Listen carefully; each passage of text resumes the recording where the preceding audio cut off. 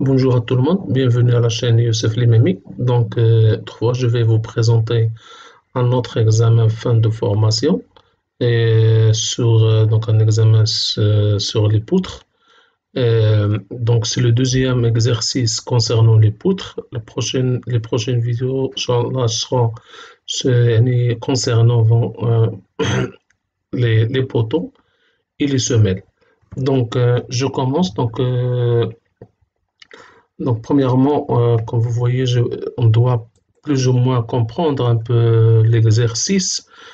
Ici, comme vous voyez, sur les données géométriques, vous avez un plan de couvrage. Vous voyez ici, par exemple, ici, les axes. Ça, c'est les axes. Les gens qui travaillent avec un robot vont comprendre l'importance des axes pour présenter le travail sur le robot. Donc là, ce sont les axes 1, 2, 3 et ça sont les axes C, B et C. Ici, comme vous voyez, ça c'est le poutre 1 et les dimensions sont 35. Et pour comprendre un petit peu, ça veut dire quoi tout ça, les notations qui sont là.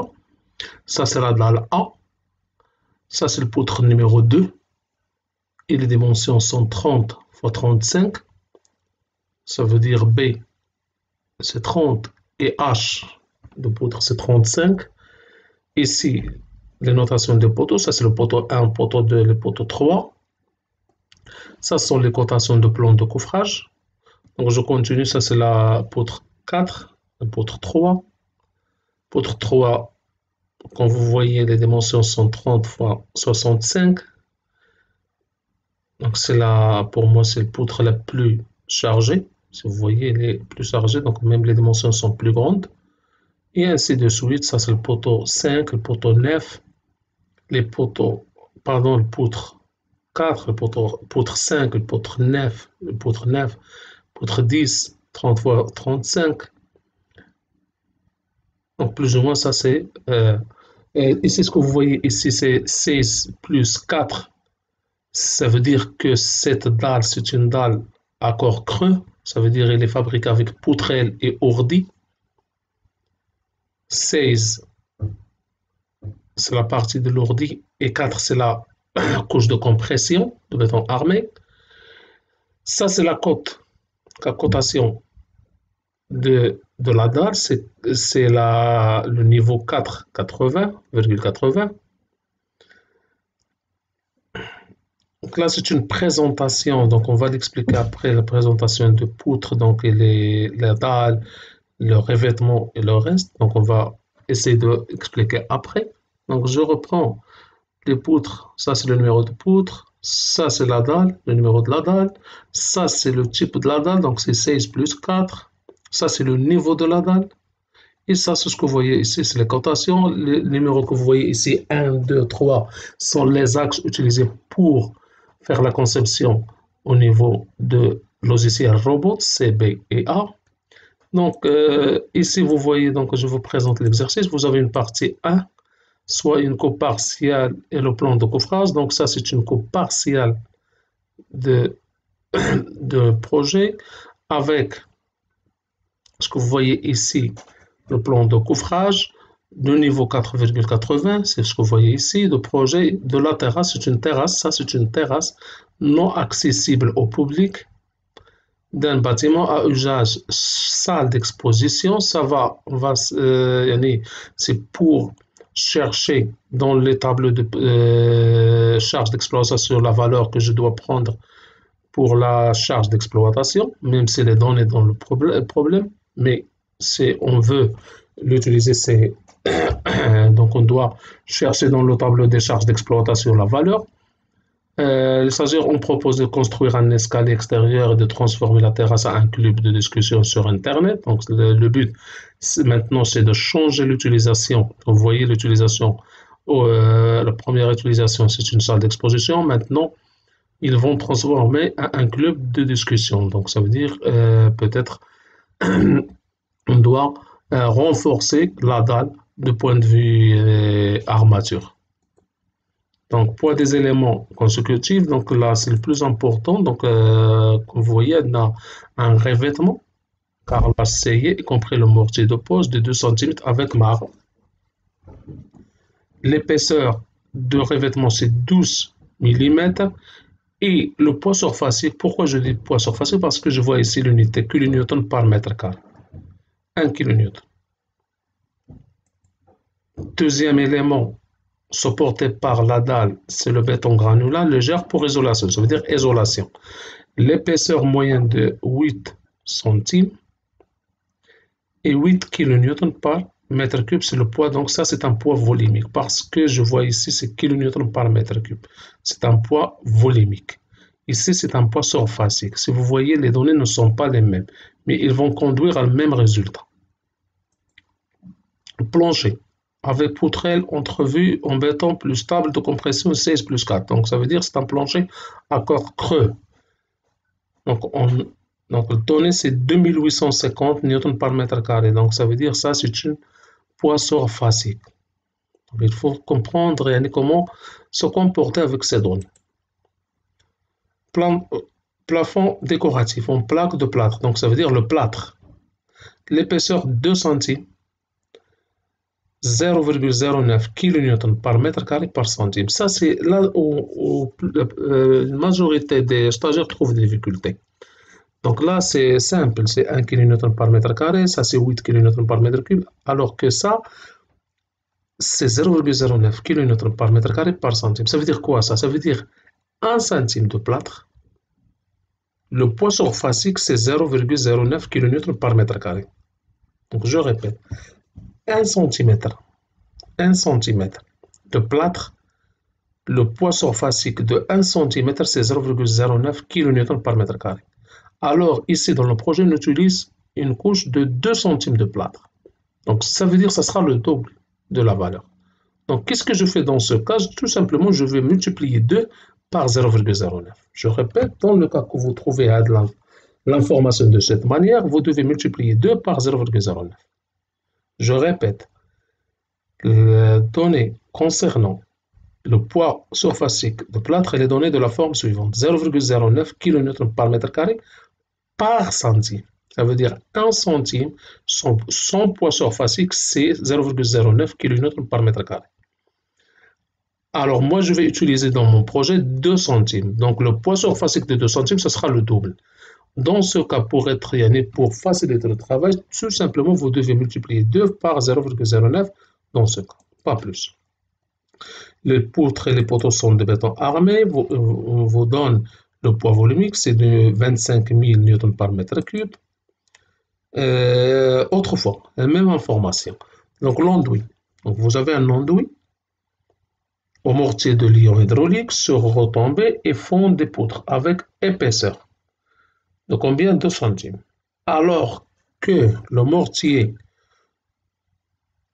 le poids surfacique d'1 centime de mortier, c'est 180 newtons par mètre carré. Donc, je suis en train de vous expliquer comment je lis cette information. 180 newtons par mètre carré par centime. Donc, je traduis d'une autre manière. Ça veut dire le poids surfacique de 1 centime de mortier, c'est 180 newtons par mètre carré. Moi, j'utilise 2 centimes. Qu'est-ce que je fais? Je multiplie 2 fois 180, pas plus. Les questions. Bon, premièrement, la charge d'exploitation pour terre accessible, c'est 5000 newtons par mètre carré, ça veut dire 5 kN par mètre carré. On va utiliser un acier avec limite élastique 500, FC28 35 mégapascal et enrobage de 2 centimes. Très bien. Bon, la majorité des charges sont appliquées après 90 jours. Le travail demandé. Vous devez exécuter la descente de charge sur le poutre 3. Donc cette poutre, si vous voyez, c'est la poutre donc, la plus chargée. Poutre 3. La valeur, vous voyez 3 ici. Cette poutre, normalement, B c'est 30 et A c'est 65. Et faire les calculs nécessaires et représenter les diagrammes des efforts tranchés et moments de la poutre en utilisant le schéma mécanique suivant. C'est celui mécanique, c'est ce que vous voyez ici. On va trouver, donc on a faire les calculs nécessaires et représenter les diagrammes des efforts. Ça veut dire, avec le schéma que vous voyez ici, je dois faire les calculs d'RDM, je dois trouver les réactions, je dois trouver les efforts intérieurs dans la zone, première zone et la deuxième zone. Donc, les gens qui ont suivi mes cours de RTM, ils vont comprendre ce que je suis en train de faire ici, ainsi de suite. Je commence. Je commence par la première question. Exécuter la descente de charge sur le poutre 3 et faire la combinaison. Donc, là, il y a deux questions. Première question, je dois calculer la descente de charge de poutre. Et deuxième question, je dois faire la combinaison des charges. Donc, ça veut dire quoi? Je dois calculer les descentes de charge sur la poutre. Je dois calculer G de poutre, ça veut dire la charge permanente, et je dois calculer la charge variable Q.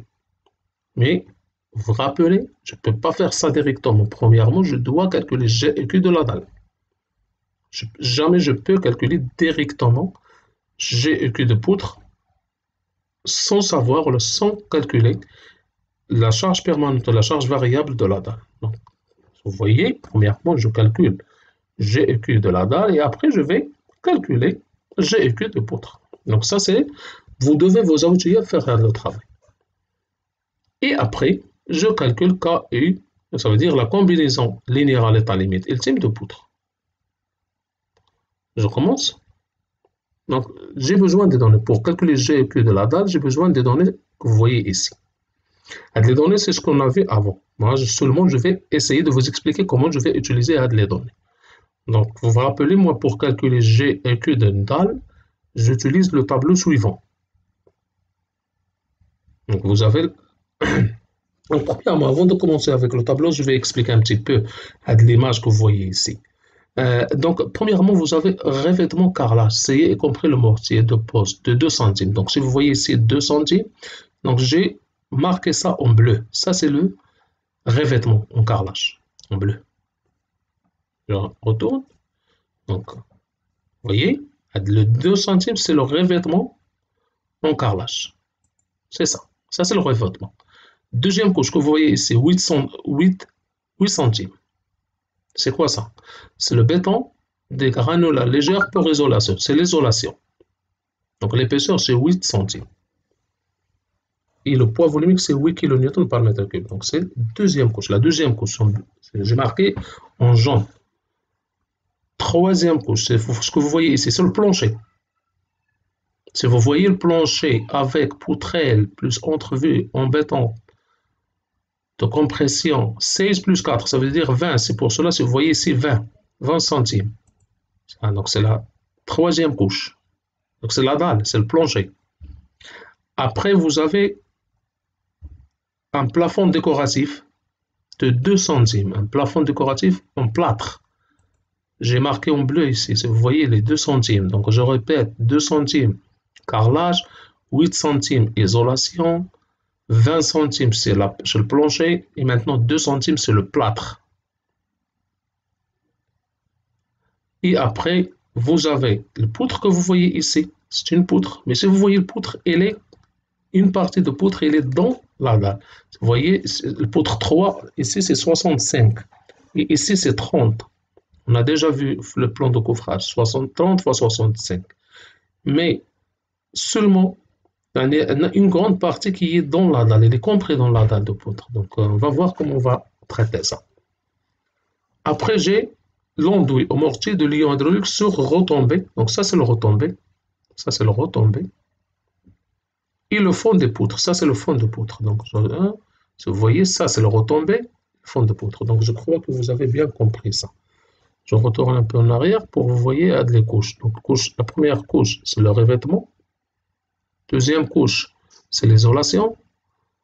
Le plancher. Après, ça, c'est le plâtre. C'est les plaques de plâtre.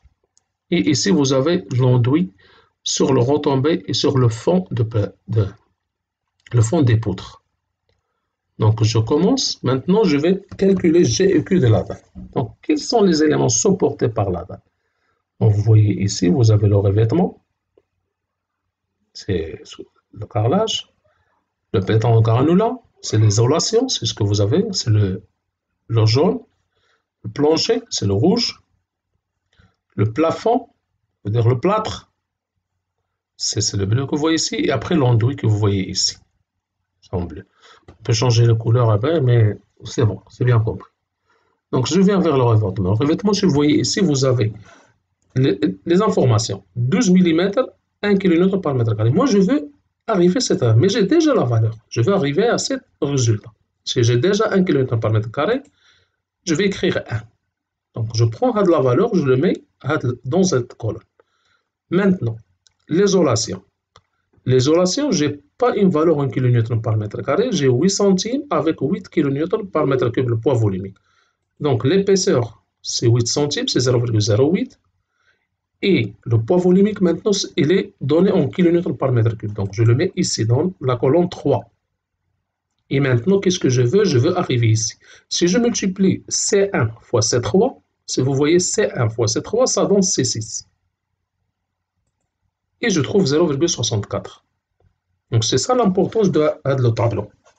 Il facilite les tâches. Maintenant, le plancher. Si vous voyez ici le plancher, vous avez 2850 newtons par mètre carré. Donc, où je vais mettre ça? Je le mets ici, la colonne 5. Moi, je vais suivre les unités. Donc, c'est 2850 newtons par mètre carré. Je mets, et vous voyez, je le mets ici. Maintenant, moi, dans tous les exercices, pour la dalle, je dois arriver à kN par mètre carré. Je multiplie par 10 à la puissance moins 3. Ça donne 2,85. Le plafond.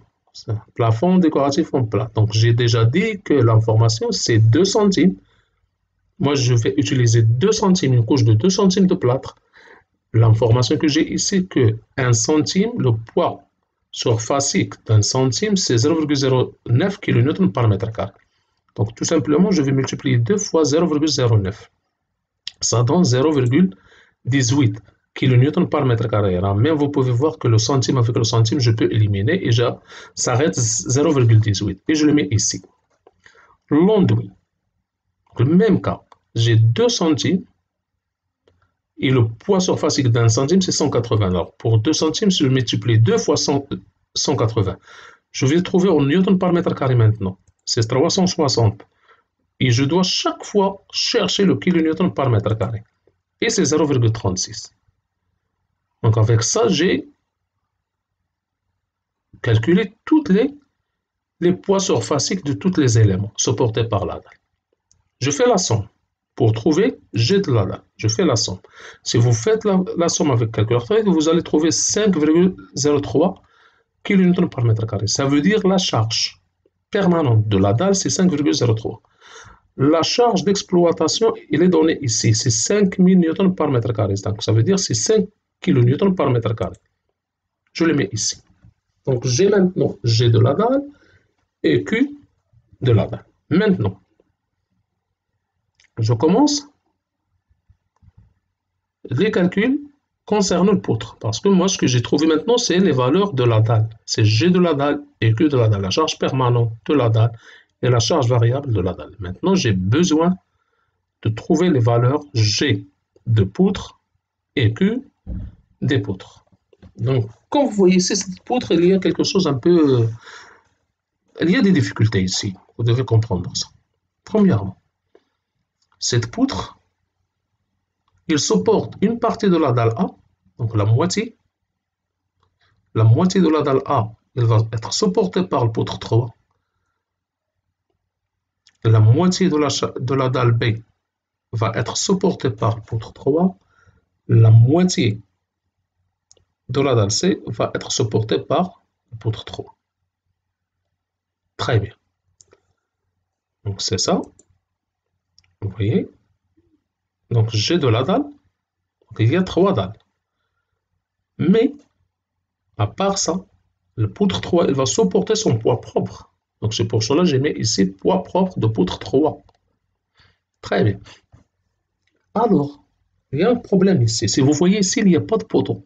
Vous voyez ici, dans le normal, je dois mettre un poteau ici. Mais pour des problèmes, là, pour des raisons de conception, je ne peux pas avoir un poteau là. Donc le poutre 8 repose sur le poutre 3. Le poutre 8 repose sur le poutre 3. Donc ça veut dire le poids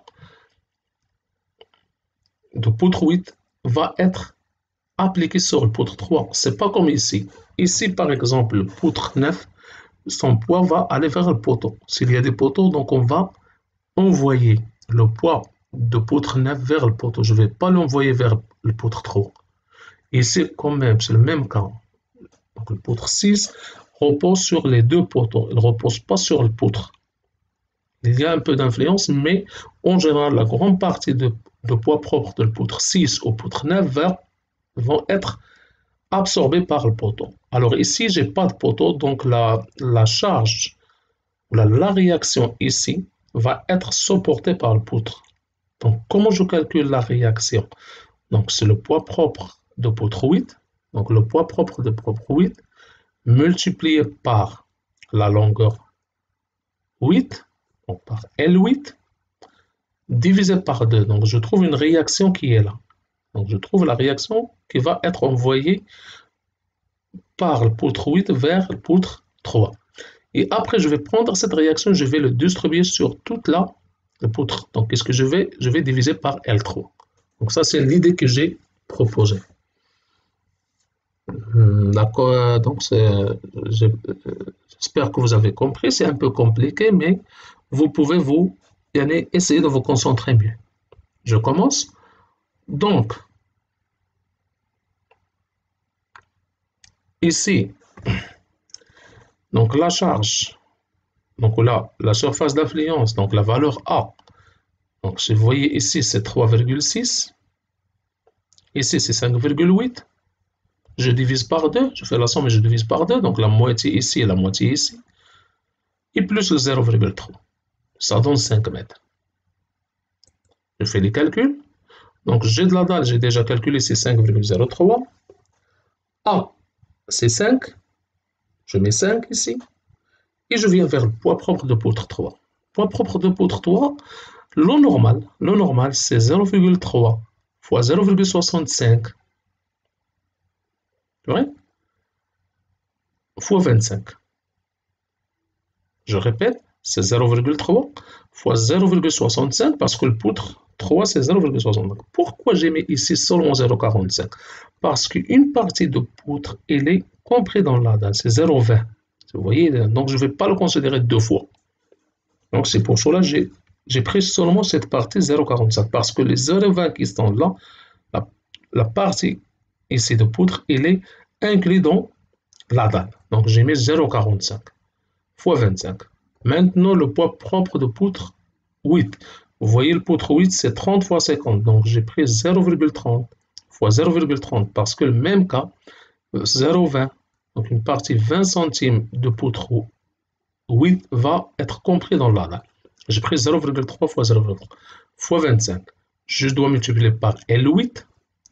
Donc la longueur de 8, donc c'est 5, donc je prends entre les axes, moi je prends entre les axes, c'est 6,1. Je divise par 2 et je multiplie par L3. Là, je divise sur L3, donc L3 c'est 7,8. Et je trouve G de L3, 29,4. Donc Q, c'est Q de la dalle, j'ai déjà Q, déjà exprimé c'est 5. Et A, j'ai déjà calculé ces 5, je trouve 25 kN par mètre. Très bien. Donc ça, c'est la manière que j'ai utilisée pour travailler. Et je trouve KU. Donc la combinaison, c'est 1,35 fois G plus 1,5 fois Q. Je trouve 77,19 kN par mètre. Maintenant, Q de service, c'est G plus Q. Je trouve 54 plus 4 kN par mètre. Je calcule TU. TU, c'est KUL sur 2.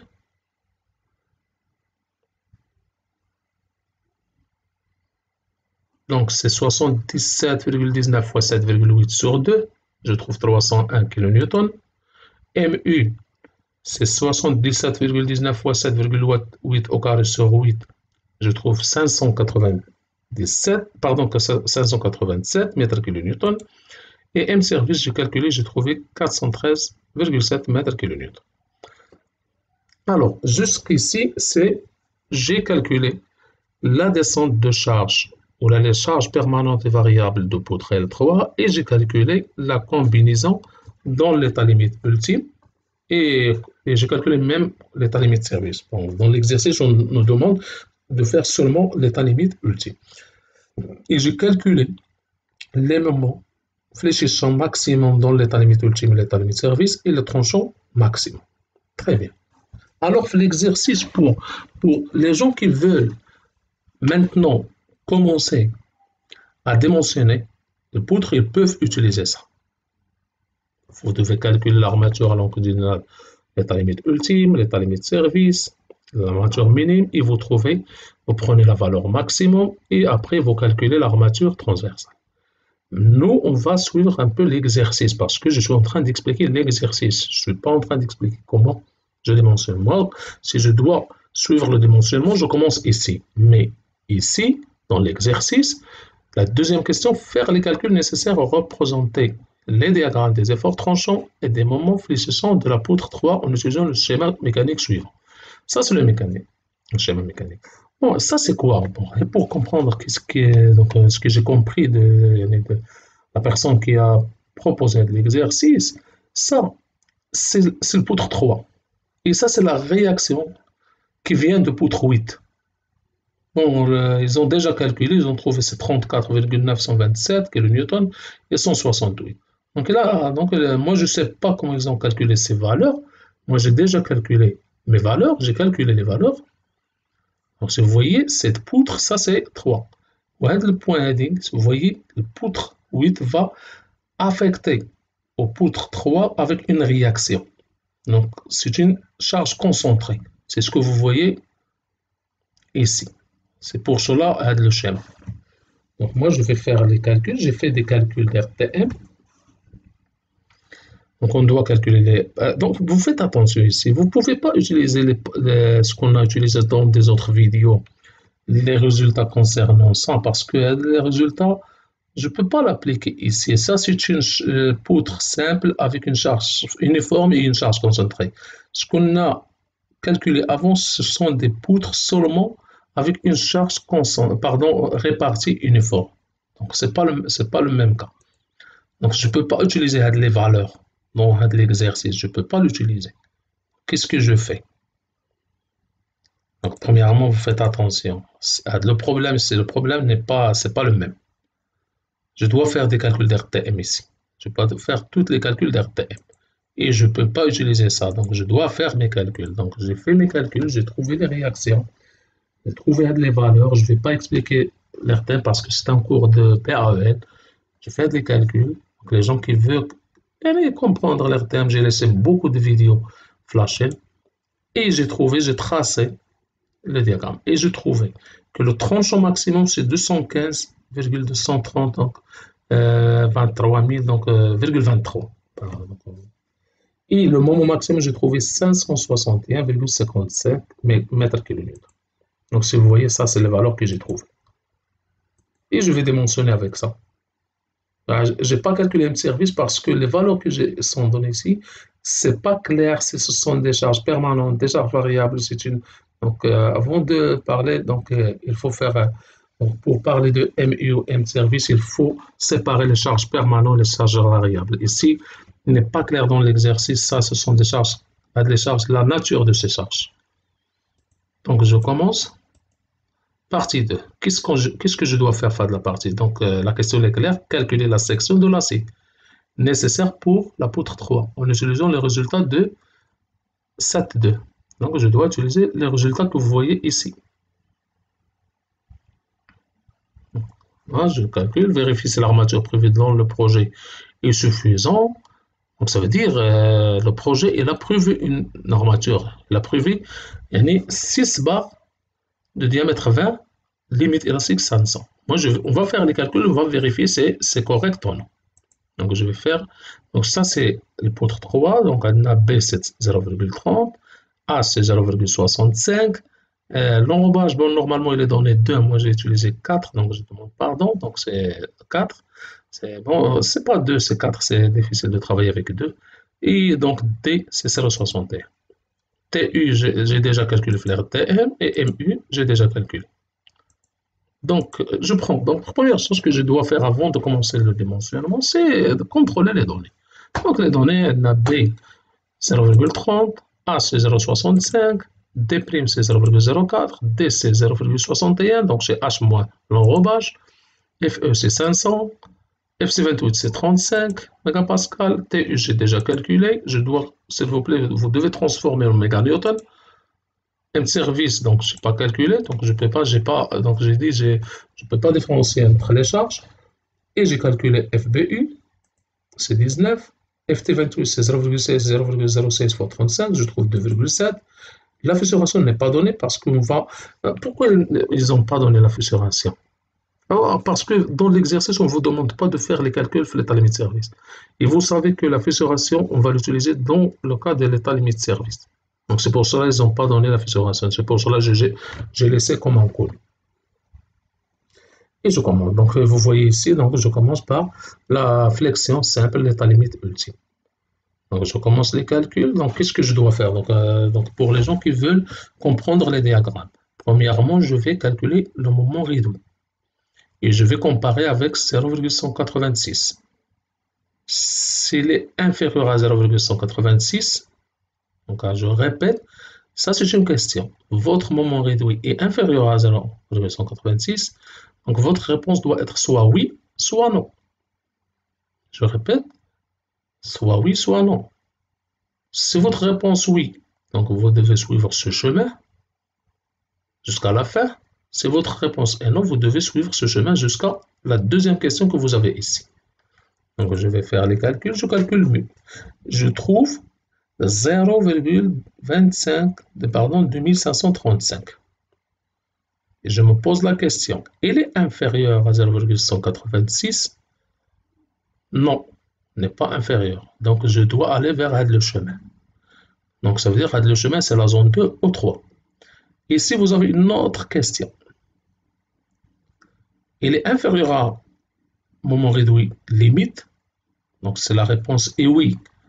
Vous allez vers la zone 2, si la réponse est non. Donc je vais chercher. Donc mu c'est 0,186 et mu limite c'est 0,392. Et bien, la question, le moment réduit est inférieur au moment limite. C'est ça, c'est cette question. Bon, la réponse est oui. Donc je vais vers le 107. Donc c'est la zone 2. Vous voyez ici, c'est la zone 2. Et la zone 2, donc normalement les mêmes formules que la zone 1. La zone de dimensionnement, c'est la zone 2. Très bien. Et alors, je dois calculer alpha. Je suis maintenant ici. Je dois calculer Z, je dois calculer AS et je dois calculer l'armature minime. Je commence les calculs. Je calcule alpha. Donc, vous voyez, donc la formule elle est là. Je trouve 0,372. Je calcule Z avec cette valeur alpha. Je mets la valeur alpha ici. Je trouve 0,519. Et je calcule AS. Je trouve 2,449 fois 10 à la puissance moins 3. Je multiplie par 10 à la puissance moins 4 pour convertir vers le centimètre carré. Je trouve 24,85. Ça, c'est l'armature. Je vais calculer l'armature minime. Donc, j'ai calculé l'armature longitudinale l'état limite ultime. Je calcule la minime. Donc, j'utilise A min égale 0,23 FT28 FEB fois T. Et je trouve 2,27 cm au carré. Maintenant, je dois choisir l'armature longitudinale. J'ai deux armatures. J'ai l'armature longitudinale à limite ultime et j'ai l'armature minime. Je n'ai pas d'informations sur l'armature de service. Donc, c'est pour cela que je ne vais pas l'utiliser dans cet exercice. Vous voyez, je laisse inconnu. Donc, je vais choisir entre les deux. Donc, 24,85 et 2,27. Le maximum, c'est 24,85. Donc, ici, si je vais vers le tableau d'armature, si vous voyez, je vais prendre 8 barres de diamètre 20. 8 barres de diamètre 20. Alors ici, donc premièrement, quelle est l'armature longitudinale minimum? C'est 12 mm et l'armature longitudinale maximum, c'est 12 mm. Pardon, c'est 20. S'il vous plaît, je demande pardon. Ici, c'est 20. Je vais corriger.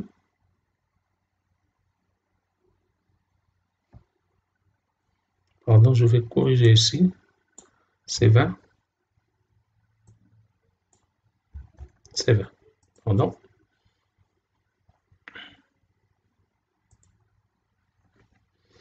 Donc, je continue. Alors, maintenant, dans l'exercice, donc, parce que cette terrasse, elle est déjà construite, seulement on veut changer là l'utilisation. Elle est construite ou l'a exécutée avec 6 barres de diamètre 20. Et moi, avec les calculs, avec les charges d'exploitation que je considérais, je trouve 8 barres de 20. Tout simplement, je dois ajouter. Vous voyez, je dois ajouter 2 barres. Donc c'est ça, pour renforcer, je dois ajouter 2 barres. J'ai trouvé 8 barres. Avec les charges que j'ai considérées, si je change là, parce que j'ai changé l'utilisation. J'ai passé d'une utilisation d'une salle d'exposition à une salle de sport. Alors avant, la terrasse, elle était armée. Ou là, avec 6 barres de diamètre 20, maintenant je trouve qu'elle doit avoir, ou elle doit être renforcée. Donc j'ai besoin de 2 barres de diamètre 20. Donc j'espère que vous avez compris l'exercice. La prochaine fois, je commence, ou là, je vais vous présenter dans la prochaine vidéo un exercice de poteau. Donc c'est cet exercice. Donc ça, Inch'Allah, ça vous aurez demain ou après-demain, donc ça vous aurez l'exercice. Donc merci à tout le monde et à bientôt.